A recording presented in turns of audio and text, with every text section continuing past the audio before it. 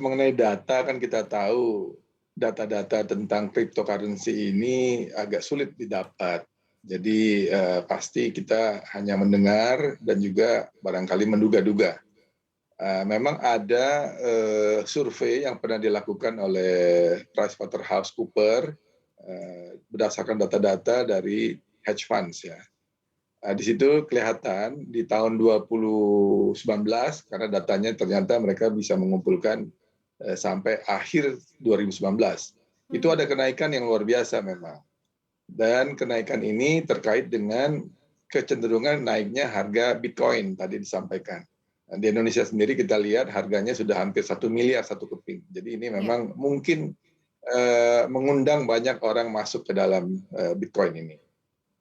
Oke, kalau yang lihat, Pak Halim lihat sendiri begitu ya, atau Pak Halim perhatikan sendiri kan kalau, berdasarkan data nih kan market, cap untuk Bitcoin sendiri kan cukup besar ya, 1,1 triliun ternyata kalau dibandingkan dengan, dolar ya ini ya, kalau dibandingkan dengan cap kita di bursa saham nih sudah jauh sekali, tinggi begitu. Nah sebenarnya apakah memang ini sudah cocok atau sudah pantas atau belum sih si kripto ini masuk ke dalam kategori dalam tanda kutip instrumen investasi gitu Pak Halim? Kalau dari Anda seperti apa?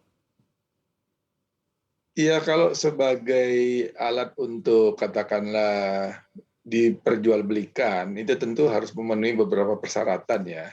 Saya tidak ahli dalam bidang perdagangannya, tetapi saya rasa yang paling penting masyarakat perlu memahami di balik uang kripto itu sebetulnya apa yang menjadi jaminannya.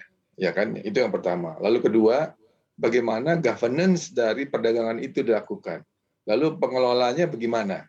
Ini saya kira market dari Bitcoin atau cryptocurrency yang lain itu sampai saat ini kan kita tahu hanya digerakkan oleh suatu sistem yang betul-betul tidak ada intervensi dari manusia.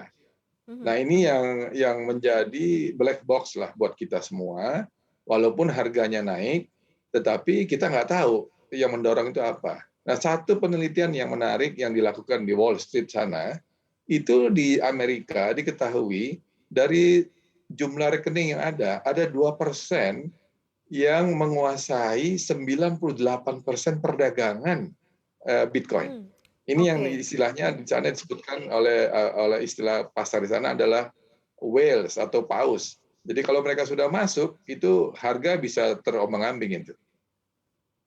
Oke, jadi ada yang monopoli juga ya, yang big, yang besarnya juga ya Pak ya, di Amerika sana begitu ya terlihat. Dan Betul. kalau kita coba compare dengan, uang beredar di dalam negeri M2 begitu ya, taruhlah kan kurang lebih sekitar 6.200 triliun ya. Ini kalau misalnya, kondisi seperti ini Anda melihat, cukup besar atau tidak sih resikonya nih Pak dengan, munculnya cryptocurrency cryptocurrency atau uang digital ini dan masyarakat yang kemudian berlomba-lomba juga untuk masuk ke sana seperti apa sih Pak Halim?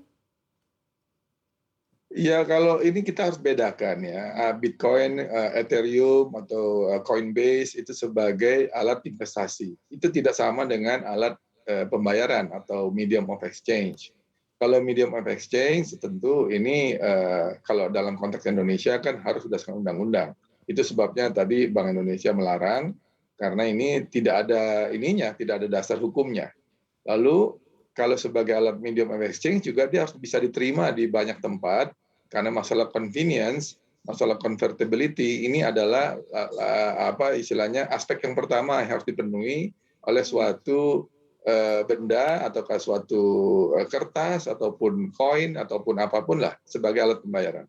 Bitcoin saya rasa belum masuk kategori ini. Walaupun kita tahu terutama mulai banyaknya lembaga-lembaga digital yang sudah mulai menerima, bahkan di Eropa kita tahu sudah lama sekali mereka bisa menerima kalau kita mau beli kopi bisa bayar pakai Bitcoin gitu kan. Di Mhm. Indonesia belum ada, tapi PayPal di negara tetangga kita di Singapura sudah mulai bisa menerima.